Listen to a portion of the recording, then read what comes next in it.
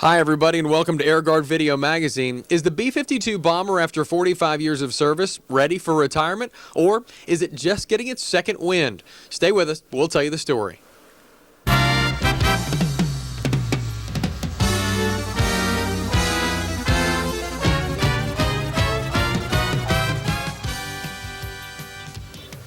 The C-130 has been around since the early 1950s and has served the U.S. military well. Modernizing these aircraft every so many years with upgrades and new technologies will hopefully make these planes operational well into the 21st century. There are other aircraft in the Air Force inventory finding themselves in the same shoes. One such aircraft is the B-52 bomber. The STRATOFORTRESS has over 45 years of active service under its wings, and the Air Force has no intention of putting this beast out to pasture. Senior Airman Eric Kerr tells us more. Is the B-52. It has been an important and very visible part of the Air Force mission for more than 45 years. It was once the backbone of the formidable Strategic Air Command, considered the first defense against even a threatened Soviet nuclear attack. Its crews were a close-knit fraternity, led by General Curtis LeMay. Some said he had his own Air Force. B-52s, Curtis LeMay and his cigar, and SAC were the free world's first-line defense against the Soviet Union.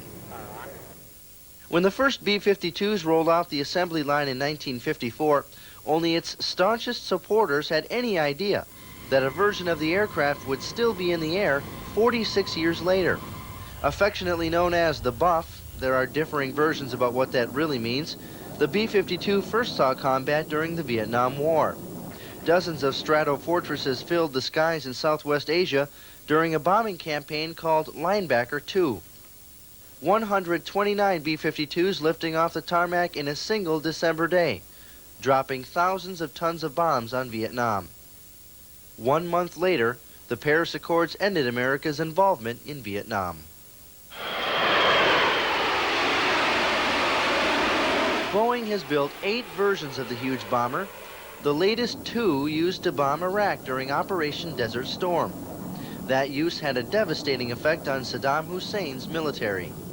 You can just simply reflect back on the mass surrenders that occurred during Desert Storm, and without exception, the Iraqi Republican Guard said the reason why they were surrendering were the leaflets and the continuing pounding that they experienced from the B-52. So it has that huge psychological impact that is second to none. There is something unique about this almost half-century-old bird of war. It's capable of dropping or launching more kinds of weapons, including nuclear, than any kind of aircraft in the Air Force. That capability, along with its longevity, is a major reason why the STRATOFORTRESS will be in the air until 2040. Upgrades to the aircraft's internal computer systems will make an 86-year lifespan possible.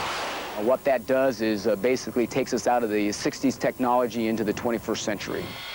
All 94 B-52s still being flown by active duty and reserve crews will get significant upgrades by 2009, allowing one of the most dependable and lethal aircraft ever built to continue its role as deterrent for another 4 decades.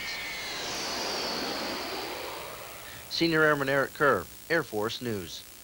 Thanks, Eric. We had a B-52 visit us here in Charlotte a little over a year ago at our 50th anniversary air show. We'll look forward to seeing those planes in the skies for a long time to come. Thanks for watching this February edition of Air Guard Video Magazine. Have a great drill, folks. We'll see you in March.